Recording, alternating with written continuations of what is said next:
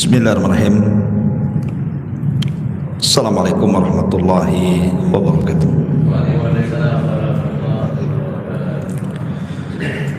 Alhamdulillah wassalatu wassalamu ala Rasulillah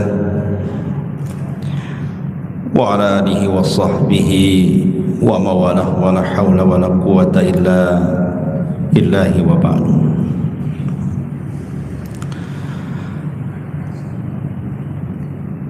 Ma'asyiral muslimin yang dimuliakan Allah Subhanahu wa taala, dan malam ini kita akan membahas tentang 5 perkara jangan sampai diceritakan kepada orang lain, walaupun orang itu adalah istri kita atau orang-orang yang kita cintai. Maka 5 perkara ini jangan siapapun tahu, cukuplah kita dengan Allah saja. Ma'asyiral muslimin yang dimuliakan Allah Azza wa Jalla, apa saja 5 perkara itu? Nanti kita akan bahas satu persatu. Yang pertama, yang tidak boleh diceritakan kepada orang adalah dosa kita sendiri. Ingat, jangan pernah menceritakan dosa kita sendiri. Makanya Nabi SAW ketika ditanya soal apa itu dosa, maka Nabi SAW mengatakan, al-ithmu ma haka fi sadrika wa karihta an yattali'a alaihi nas. Dosa itu adalah yang disembunyikan pada dada setiap manusia, dan kalau diketahui dia tidak suka. Makanya kenapa orang yang menceritakan dosanya itu sangat besar dosanya di hadapan Allah Subhanahu wa taala. Dalam hadis Abi Hurairah radhiyallahu an yang disepakati Bukhari dan Muslim, Nabi SAW bersabda, kullu ummati mu'afan illal mujahirin. Setiap umatku dimaafkan, kata Rasul, kecuali orang-orang yang terang-terangan dalam bermaksiat. Kemudian Nabi SAW menjelaskan siapa mujahirin itu.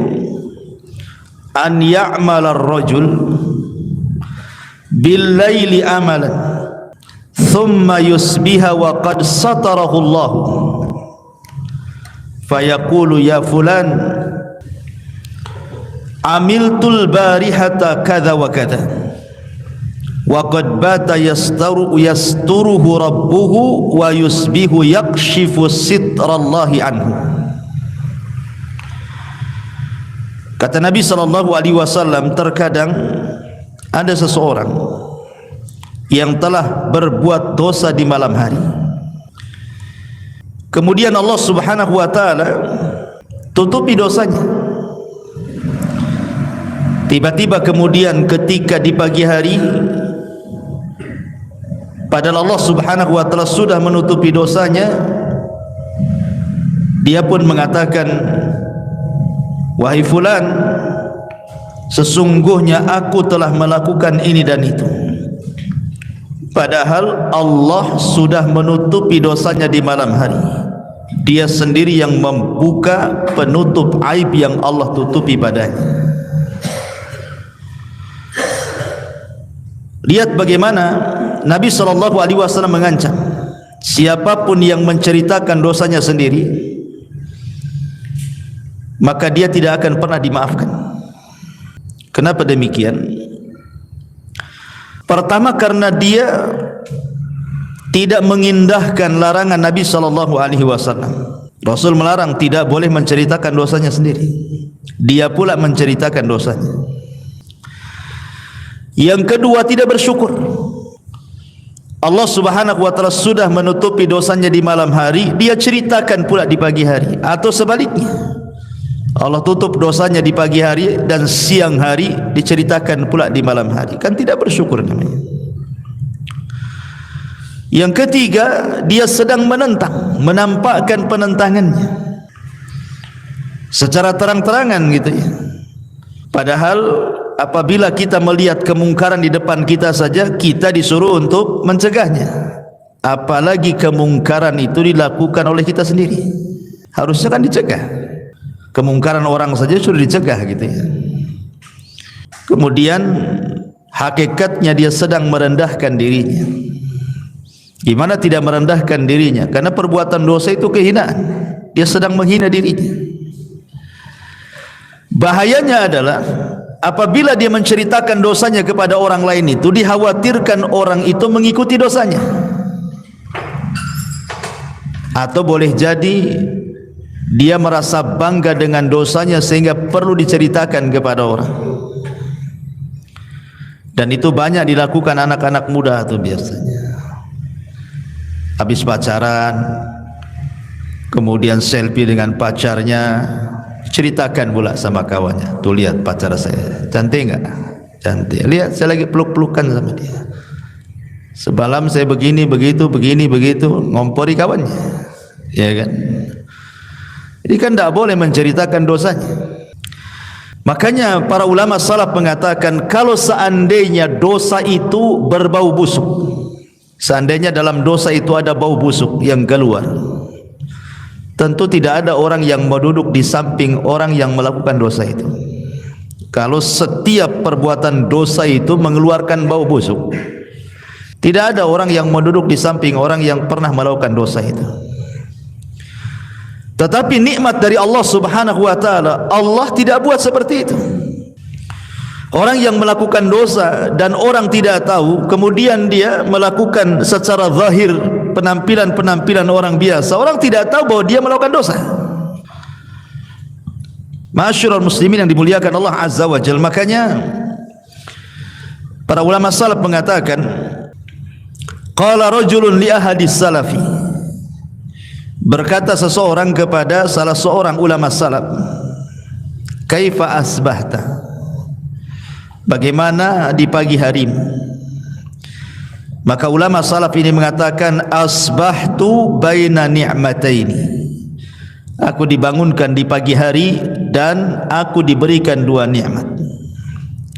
La adri ayyatuhuma afdal, saya tidak tahu dua nikmat itu mana yang lebih afdal. Dzunubun sataraha Allahu azza wa jal fala yastati'u an yu'ayyirani biha ahad, wa mawaddatun qadhafaha Allahu azza wa jal fi qalbil ibadi lam yablugha amali. Kata ulama ini mengatakan, aku tidak tahu dua nikmat yang selalu Allah berikan kepadaku di pagi hari mana yang lebih afdal dari keduanya. Yang pertama, dosa-dosa yang Allah tutupi kepada diriku sehingga tidak ada satupun orang yang mencelaku. Ataukah perasaan cinta yang Allah tanamkan kepada hati hamba-hambanya, padahal amalanku tidak cukup untuk meraih kecintaan tersebut. Begitulah bersyukurnya para ulama salaf. Jadi kalau seandainya orang itu melakukan amal perbuatan dosa di malam hari, pagi harinya orang tidak tahu, bersyukur kepada Allah Azza wa Jalla. Allah masih menutup aib kita. Makanya sering saya katakan kepada antum, kenapa orang itu dianggap mulia? Karena masih ditutup aibnya kan.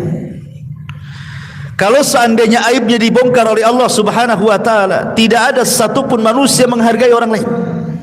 Karena masing-masing orang itu punya aib masing-masing. Punya aib masing-masing. Jangankan itu, ikhwatu fiddin muliakan Allah Azza wa Jalla, kalau Allah Subhanahu wa taala mau nih merendahkan seseorang, kemudian dibuka satu saja aibnya, mungkin manusia mencela dia semuanya. Berapa banyak tokoh-tokoh yang dianggap tokoh di negeri kita ini, entah salah ngomong, entah kepeleset, kemudian menghina seseorang, Satu Indonesia netizen tu kumpul semua mencaci maki dia. Itu baru satu. Gimana kalau ditampakkan sifat aslinya? Ya. Ma'asyiral muslimin yang dimuliakan Allah Azza wa Jalla, dari sini Nabi SAW bersabda dalam sebuah hadis, Inna Allah Azza wa Jalla yudnil mu'mina fayadau alaihi kanafahu wa yasturuhu minan nas.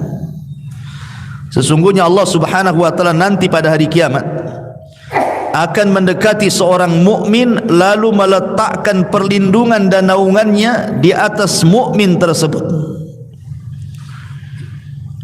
Kemudian Rasul mengatakan wa yuqarriruhu bidzunubihi, maka dia pun akan ditanya soal dosa-dosanya dan dia akan mengiyahkannya. Wa yaqulu lahu, dan Allah akan katakan kepadanya, ata'rifu dzamba kadza, ata'rifu dzamba kadza, hatta idza qarrarahu bidzunubihi wa ra'a fi nafsihi annahu qad halak.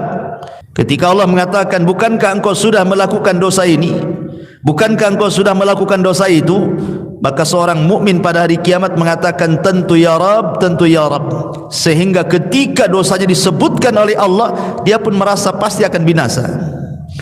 Maka Allah katakan, fa inni qad satartuha 'alaika fid dunya wa inni aghfiruha lakal yaum thumma yu'ta kitaba hasanatihi muttafaqun alaih. Maka Allah katakan, sungguh aku telah tutup aibmu di dunia dan sekarang aku ampuni dosa-dosamu, maka dia pun diberikan catatan-catatan kebaikannya. Kata Al-Hafidz Ibnu Hajar rahimahullahu taala, beliau memberikan komentar, orang-orang yang ketika di dunia senantiasa menutup aibnya, tidak menceritakan dosanya kepada orang, karena Allah Subhanahu wa taala sudah menutup aibnya pada dirinya sendiri, apalagi aib orang lain, maka nanti pada hari kiamat orang ini akan ditutup aibnya di hadapan manusia. Dan Allah Subhanahu wa taala akan mengatakan, dulu di dunia ku tutup aibmu, sekarang di akhirat ku ampuni dosamu. Luar biasa. Tetapi orang-orang yang menceritakan dosanya di dunia, maka dia tidak akan ditutup aibnya di akhirat, dan Allah tidak akan mengampuni dosanya. Dari sini ma'asyiral muslimin yang dimuliakan Allah Azza wa Jalla, ingat, jangan pernah menyebar-nyebar aib diri sendiri. Karena ada sebagian orang itu bangga dia menceritakan dosanya kan. Duduk sama kawannya, walaupun mungkin dia sudah ngaji, sudah tobat, cerita pula masa lalunya. Dulu itu saya bekas preman loh kan. Gak percaya. Nih tengok tato saya sebelah buaya tatonya. Sebelah ini apa ini? Ini ular kobra nih. Ngapain coba dilihat-lihatkan tatonya? Saya dulu di Sukambangan 5 tahun. Gak ada manfaatnya antum ceritakan dosa sama orang. Karena orang yang antum ceritakan dosa itu bukan Tuhan yang akan mengampuni dosa antum. Kalau antum hendak menceritakan dosa, ceritakan kepada Allah. Jelas-jelas dia akan mengampuni dosa kita kan. Karena di antara syarat taubat itu i'tiraf dzunub, mengakui dosanya di hadapan Allah Subhanahu wa taala. Makanya dosa Nabi Adam, doa Nabi Adam alaihi salatu wassalam, Rabbana zalamna anfusana, ya Rabb, aku sudah mendolimi diri kami, aku sudah berbuat dosa. Jadi kalau hendak menceritakan dosa, ceritakan kepada Allah. Fa illam taghfir lana wa tarhamna lanakunanna minal khasirin, kan itu. Kalau engkau tidak mengampuni dosaku, sungguh aku termasuk orang rugi. Harusnya ceritakan dosa kepada Allah Azza wa Jalla, jangan diceritakan kepada orang. Kecuali kalau seandainya menceritakan dosa itu ada maslahatnya, ada kemaslahatannya. Seperti umpamanya dalam persidangan gitu kan, mau tidak mau kan harus menceritakan gitu ya. Tetapi kalau tidak ada maslahatnya, tidak boleh untuk menceritakan dosa itu. Cukuplah dosa itu yang tahu antara kita dengan Allah Subhanahu wa taala saja. Ini yang pertama. Jangan pernah ceritakan kepada siapapun, walaupun kepada istri kita, walaupun istri kepada suaminya. Cukuplah hanya yang tahu dia dengan Allah Subhanahu wa taala saja. Saya contohkan satu kisah. Di zaman Umar bin Khattab radhiyallahu an, ada seorang laki-laki menceritakan kisahnya di hadapan Amirul Mukminin dan mengatakan, inna ibnatali kanat wudiat fil jahiliyah fastakhrajtuha qabla an tamut. Ya Amirul Mukminin, dulu aku punya anak perempuan. Kita tahu kebiasaan orang jahiliyah tidak suka punya anak perempuan, pasti dikubur hidup-hidup. Maka dia mengatakan, ya Umar, ya Amirul Mukminin, saya pernah memiliki satu anak perempuan di masa jahiliyah. Kukuburkan dia karena malu. Tapi aku kasihan karena dia menangis dalam kuburan itu. Kuselamatkan dia. Akhirnya hidup pula lah anak perempuanku itu. Kemudian dia mengatakan, ketika Islam sudah menyebar, aku pun masuk Islam dan putriku yang kubesarkan juga masuk Islam. Falamma aslamat asabat haddan min hududillah. Masalahnya, ketika putriku sudah masuk Islam, dia pula melanggar aturan Islam sehingga harus terkena had dari had-had Allah Subhanahu wa taala. Dia berzina, harusnya kan dirajam. Atau kalau dia belum menikah harusnya dicambuk 100 kali, diasingkan setahun. Kalau dia mencuri ya dipotong tangan. Itu namanya had. Putriku ini melakukan sebuah perkara yang menjadikan harus tegak hudud had-had Allah Subhanahu wa taala. Kemudian dia mengatakan, fa'amidtu ila sufrat litudhbah biha nafsa. Kemudian ia pun putus asa sehingga ia ingin bunuh diri.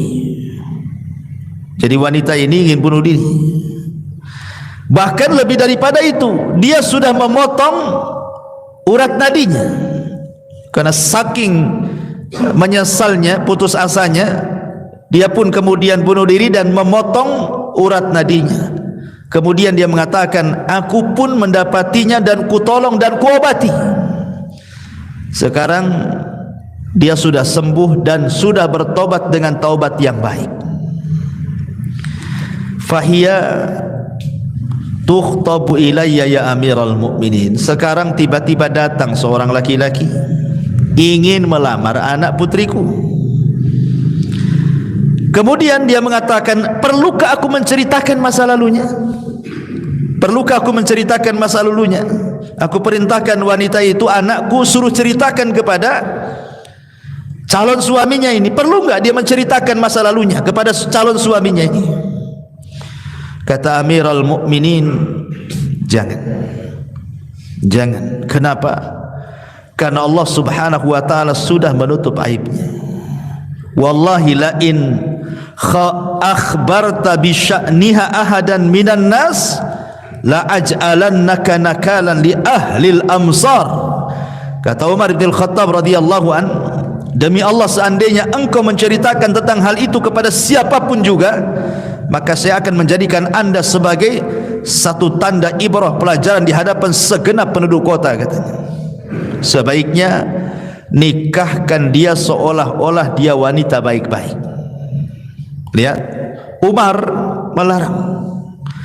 Tidak boleh menceritakan kondisi putrinya atau putrinya menceritakan dirinya kepada calon suaminya. Tidak boleh. Mungkin dia bekas wanita pezina, ya. Kemudian dia bertobat kepada Allah, maka sudah tidak berzina lagi, menjadi wanita baik-baik kan. Makanya kenapa kalau dia sudah hijrah, tinggalkan teman-temannya supaya tidak ada jejak di situ. Cari teman-teman yang baik, yang orang tidak tahu kalau anda ini orang jahat, anda ini mantan pezina, anda ini mantan orang-orang yang tidak baik gitu ya. Karena ketika dapat lingkungan baru kan gak ada kenal dengan dia, sehingga orang menyangkanya anda ini orang baik-baik. Tidak boleh.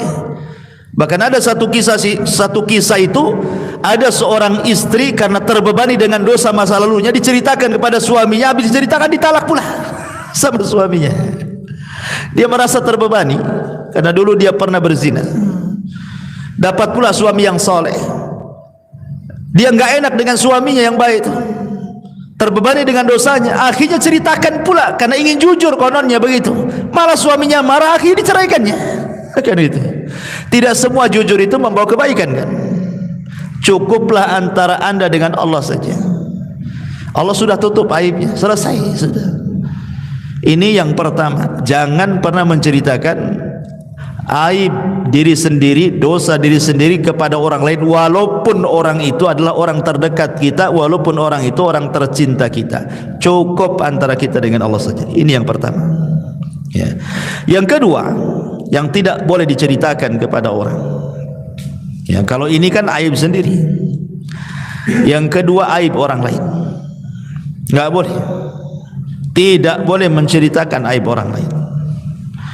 Dalam sebuah hadis yang dikeluarkan Al-Imam Ibnu Majah dan disahihkan oleh Syekh Nasiruddin Al-Albani rahimahullahu taala, Nabi sallallahu alaihi wasallam mengatakan, man satara awrata akhihil muslim satarahu Allahu awratahu yaumal qiyamah, wa man kashafa awrata akhihil muslim kashafa Allahu awratahu hatta yafdhahahu biha fi baitihi.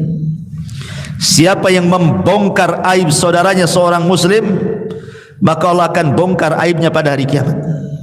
Siapa yang menyingkap aurat saudaranya seorang muslim, Allah akan singkap auratnya pada hari kiamat, sampai pun Allah akan bongkar auratnya atau aibnya dalam rumahnya sendiri.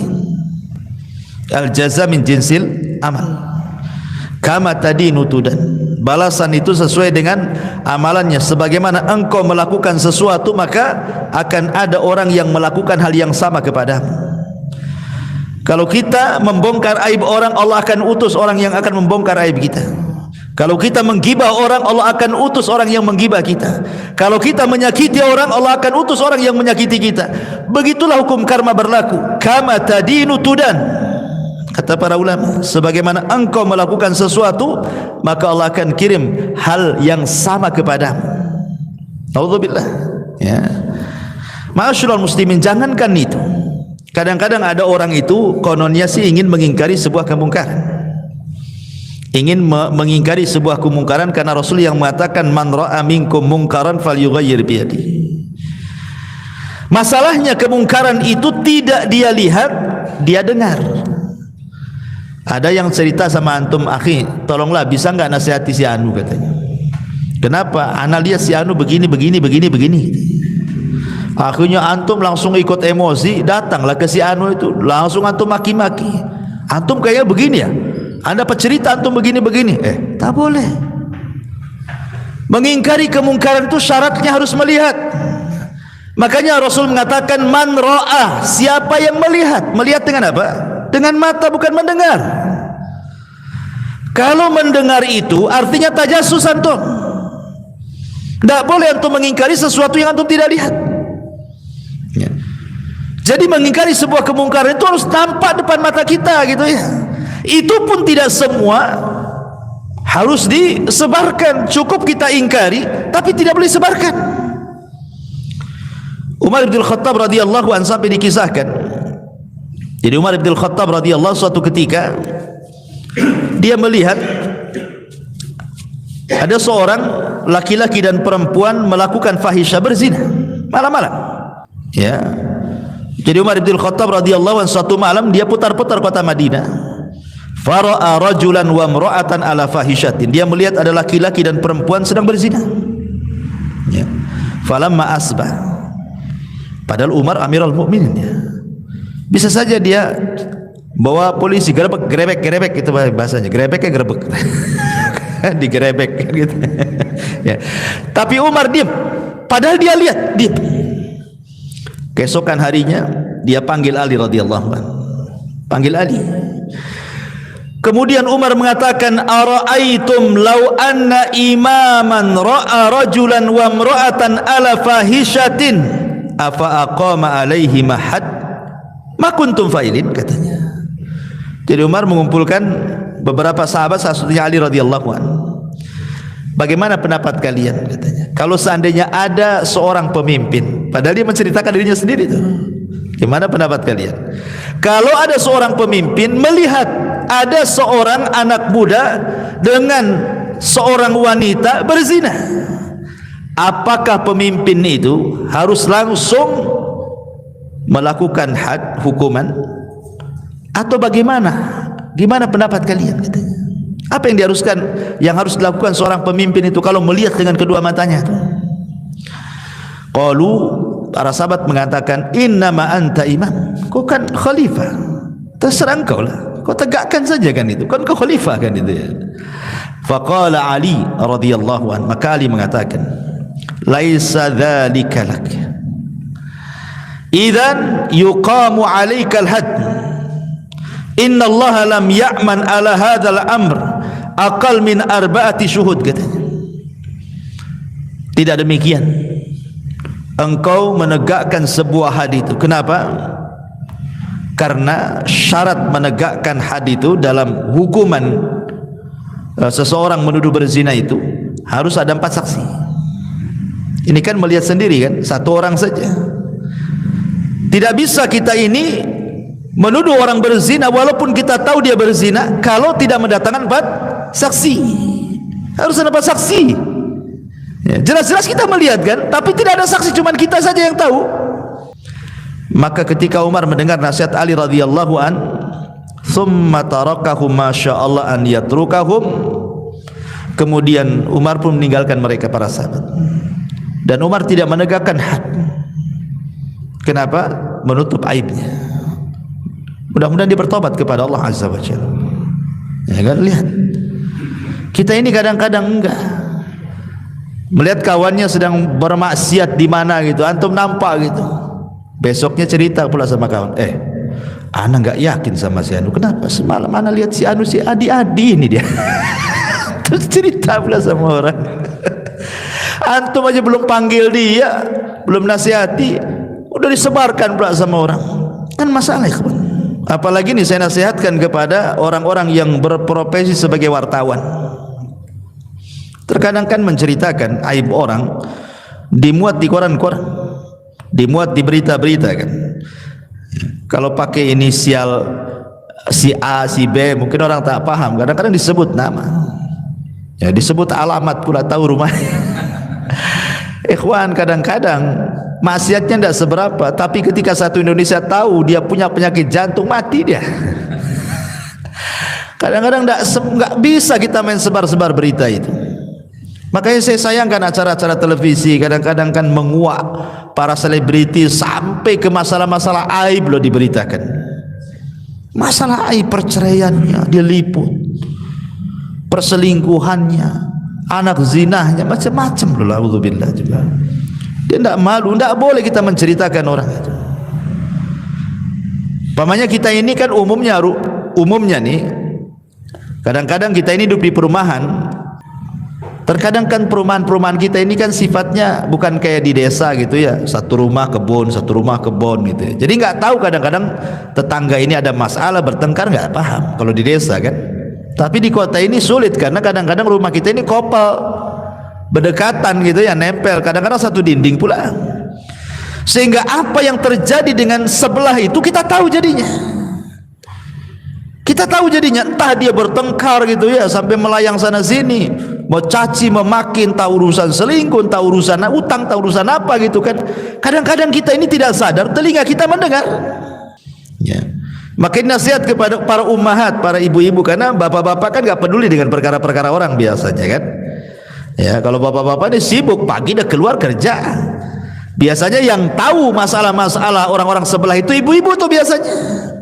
Tetangga lagi ngapa-ngapain itu biasanya ibu paling paham tuh. Kayaknya ditaruh CCTV pula di tetangga tuh ya. Kalau seandainya ibu-ibu ini mendengar adalah masalah-masalah dengan tetangga, ribut ini itu, cukup ibu yang tahu. Jangan pula cerita sama suaminya malam-malam. Suaminya datang diceritakan pula sama suaminya, "Bang, tahu nggak tadi pagi baru ada perang, Bang," katanya. Di mana? Di Suriah ke di Lebanon katanya. Sebelah. Tidak perlu, tidak boleh. Ya, ini ibu-ibu di atas ya, jangan ceritakan. Cukup ibu yang tahu saja. Nggak boleh menyebarkan aib orang. Bahkan Isa ibnu Maryam alaihi salatu wassalam pernah dengan matanya melihat ada orang mencuri. Dikejar sama dia. Isa ibnu Maryam Riwayat ini disebutkan dalam kitab Tauhid. Ditangkap sama Isa. Kamu mencuri ya? Kata pencuri ini, wallahi saya tidak mencuri. Bersumpah pula dia. Karena dia sudah bersumpah, wallahi saya mencuri, padahal Isa bin Maryam ini melihat dengan telak dua matanya dia mencuri. Ketika dia bersumpah, langsung Isa mengatakan, oh ya, saya yang salah katanya. Dan mengatakan, akhtatu wa kadzaba aini, aku salah, mataku yang berdusta katanya. Mataku yang berdusta, aku yang salah, maaf katanya, kau yang benar katanya. Pergi, tinggalin. Seperti itulah pelajaran bagaimana menutup aib orang gitu ya. Enggak boleh kita ini menutup membongkar aib orang. Makanya dahulu di zaman Nabi sallallahu alaihi wasallam ada laki-laki namanya Hazal. Laki-laki namanya Hazal. Hazal ini punya budak. Namanya Maiz. Ya. Ma'ruf kisahnya Hazal dengan Maiz ini. Jadi suatu ketika budaknya Hazal ini namanya Maiz ini berzinah dengan seorang budak wanita yang lainnya, sesama budak ya. Ketahuan sama Hazal ini, ketahuan sama tuannya, ketahuan. Akhirnya kemudian Hazal ini ngomong sama Maiz ini, karena engkau sudah berzina, maka engkau harus menceritakan kepada Rasul dan engkau siap untuk dirajam, karena engkau sudah menikah. Berangkatlah kemudian si Maiz ini menemui Nabi SAW dan menceritakan soal perzinahan dia dengan seorang wanita. Tapi Nabi SAW ketika itu mengatakan, jangan-jangan kau hanya peluk-peluk saja, kau cium-cium saja, kau tidak berzina, pergilah. Kata Rasul tetap menutup aibnya, jangan sampai mengaku gitu ya. Tapi Maiz ini, Ibn Malik al-Aslami ini betul-betul berbuat salah ya. Akhirnya kemudian datanglah Hazal dan mengatakan, ya Rasulullah, aku melihatnya dan aku yang menyuruh dia untuk datang kepadamu menceritakan perzinahannya. Rasul marah kepada Hazal, karena kalau sudah sampai perkara itu kepada hakim tidak bisa lolos, harus ditegakkan hukuman. Kalau masalah sudah sampai ke hakim tidak bisa ya ada rukhsah, tegak hukuman. Maka Nabi SAW mengatakan kepada Hazal, ya Hazal, law satartahu biridaika kana khairan laka. Ya Hazal, kalau engkau menutup aibnya si Maiz ini, enggak perlu kau suruh-suruh dia lapor saya, kau cukup nasihati dia bertobat, sudah selesai ya. Karena akhirnya Maiz harus dirajam kan, karena sudah sampai kepada Nabi. Makanya Rasul mengatakan kepada Maiz, kenapa kau tidak tutup aibnya? Kenapa kau suruh-suruh dia lapor sama aku gitu loh? Tutup saja aibnya supaya dia bertobat kepada Allah Azza wa Jalla. Maunya Nabi SAW itu jangan sampai dilaporkan, cukup dinasihati, bertobat supaya jangan melakukan lagi. Itu saja, sampai di situ. Bagaimana indahnya Islam itu. Sebab kalau sudah sampai ke hakim tidak ada cerita. Kalau sudah sampai ke hakim, potong tangan, rajam, tegak hukuman. Enggak ada lagi main sogok sini, sogok sana, enggak ada lagi cerita kalau sampai hakim itu. Ya. Maka ikhwatu fillah muliakan Allah Subhanahu wa taala, ingat bahwa menutup aib orang lain itu juga bagian daripada perkara jangan pernah diceritakan kepada siapapun. Jangan, cukup kita saja yang tahu. Jangan cerita sama istri sama suami atau sama siapapun. Ya, ini yang kedua. Yang ketiga yang tidak boleh diceritakan kepada orang adalah bicara tentang urusan ranjang suami istri. Enggak boleh. Nabi SAW bersabda dalam hadis Muslim, inna min asyarrin nasi indallahi manzilatan yaumal qiyamati ar-rajul yufdi ila imra'atihi wa tufdi ilaihi thumma yanshuru syirraha. Sesungguhnya manusia yang paling jelek kedudukannya di sisi Allah pada hari kiamat adalah seseorang yang menggauli istrinya dan istri menggauli suaminya, kemudian suami menyebarkan rahasia istrinya atau sebaliknya. Wanita atau laki-laki yang menyebarkan aib masing-masing ini adalah seburuk-buruk manusia di hadapan Allah. Jangan ceritakan soal urusan ranjang bagi yang sudah punya suami. Bagi yang sudah punya istri, kalau tidak punya suami, tidak punya istri, apa yang boleh ceritakan? Ranjang mana yang boleh ceritakan? Paling tempat tidurnya aja reot gitu ya, kurang tiang gitu ya, banyak tumbila atau apa kan. Maksudnya di sini yang sudah punya suami itu yang sudah punya istri. Jangan ceritakan soal urusan ranjang, artinya urusan persetubuhan suami dan istri, jangan. Karena Nabi SAW mengatakan, inna min a'zamil amanati indallahi yaumal qiyamah ar-rajul yufdi ila imra'atihi wa tufdi ilaihi thumma yanshuru sirraha. Sesungguhnya pelanggaran amanah terbesar di sisi Allah pada hari kiamat adalah seorang laki-laki yang menggauli istrinya atau istri menggauli suaminya lalu disebarluaskan ke halayak manusia. Ini sebesar-besar pelanggaran amanah di hadapan Allah. Tidak boleh tutupi aib suami istri itu. Karena di zaman Rasul ada juga sahabat itu yang melakukan seperti itu. Jadi kalau bermajlis dengan laki-laki menceritakan soal istrinya, kalau istri bermajlis dengan sesama wanita menceritakan soal suaminya, sampai ke telinga Rasul.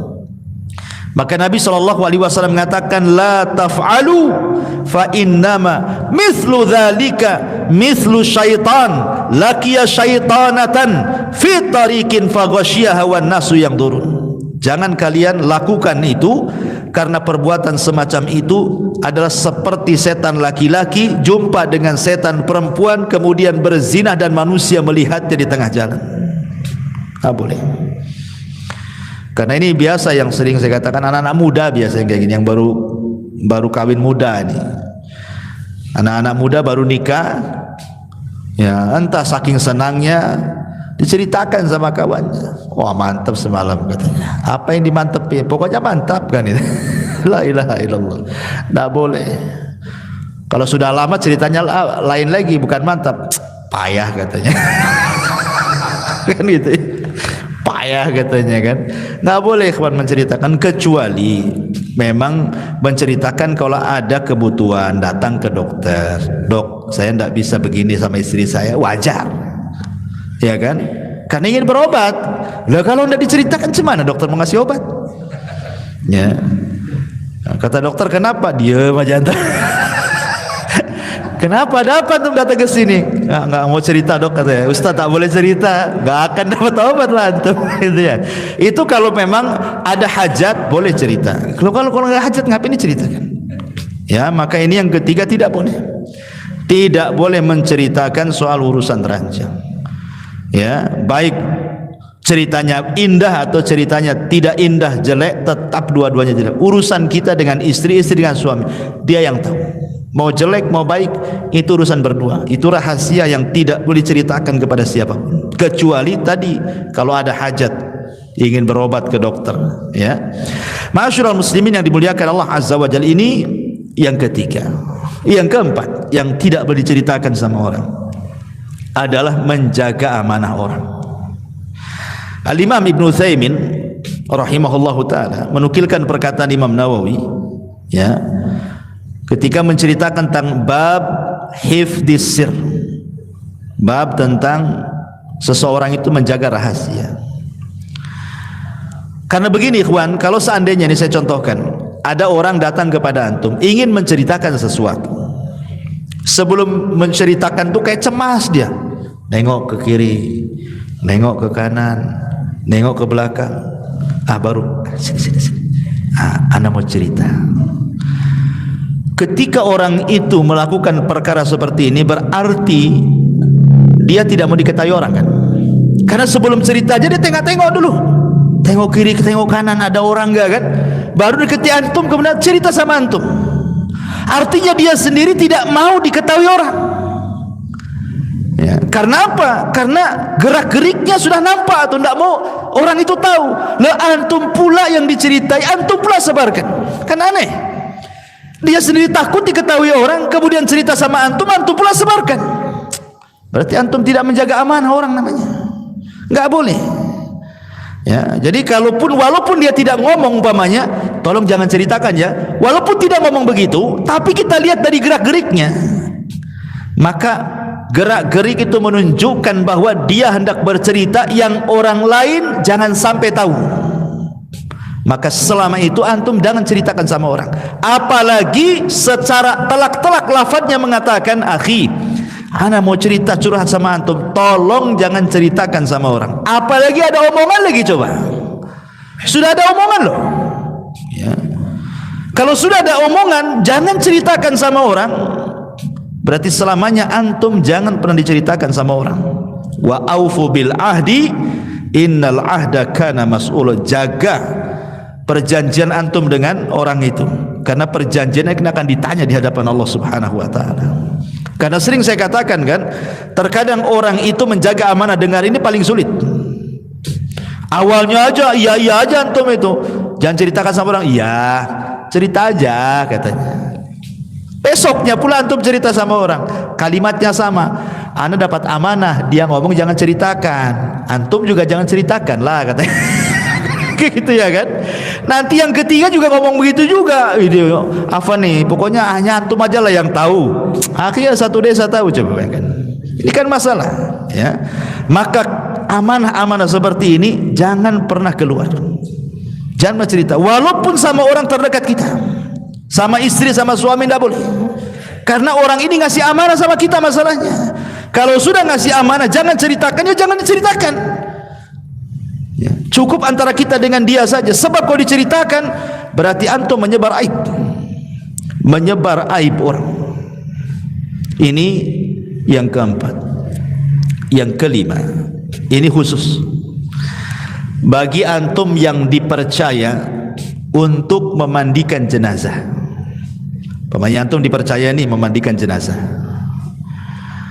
Terkadang jenazah-jenazah yang kita mandikan itu ada luka, ada aib, ada cacat, ada apa kan kita tidak tahu. Entah dia habis dioperasi, dibedel sana sini kan. Ya, makanya kenapa dalam memandikan jenazah itu kan tidak sembarang orang masuk dan disunahkan untuk ditutup.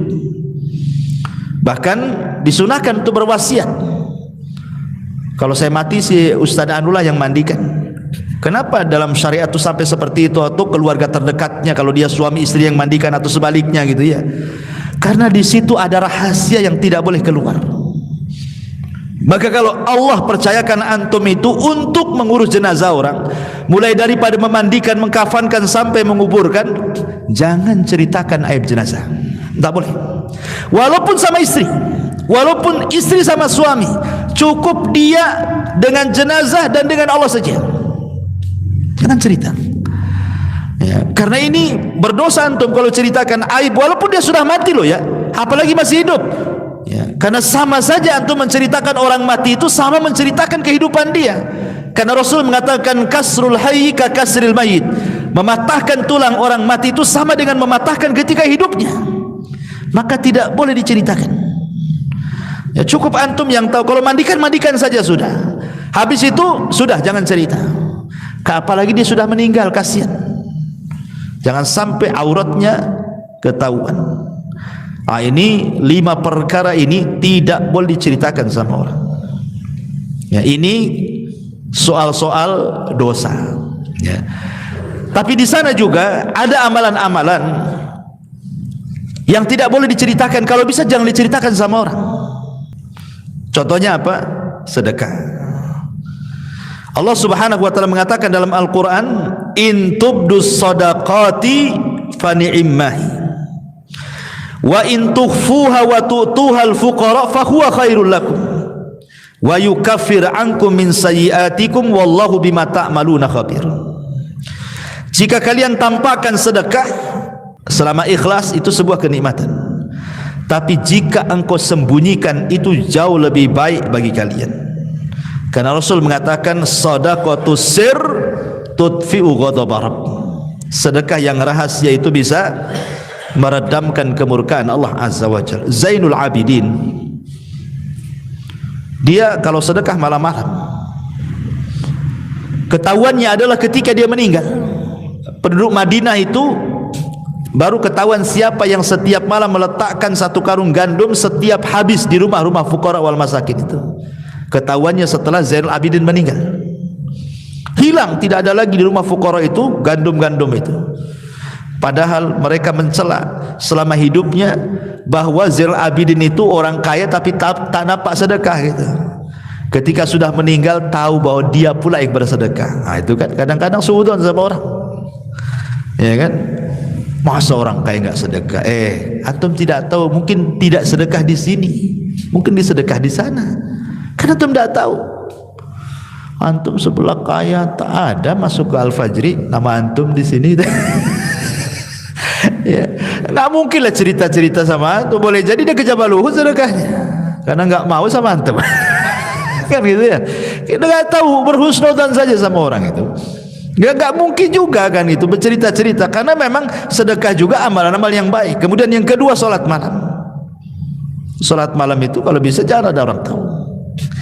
Dan biasanya sholat malam itu memungkinkan orang tidak tahu kan, lagi orang lagi tidur kan. Makanya sebaik-baik sholat setelah sholat wajib itu sholat malam, karena mendekati keikhlasan. Bahkan bisa sholat malam itu orang terdekat saja tidak tahu. Istri antum yang satu kamar dengan antum bisa tidak tahu, antum pura-pura bangun wudu, masuk kamar lain sholat, balik lagi, kan gitu ya. Nah, juga seperti itu. Atau berzikir ya, dan banyak amalan-amalan secara umum.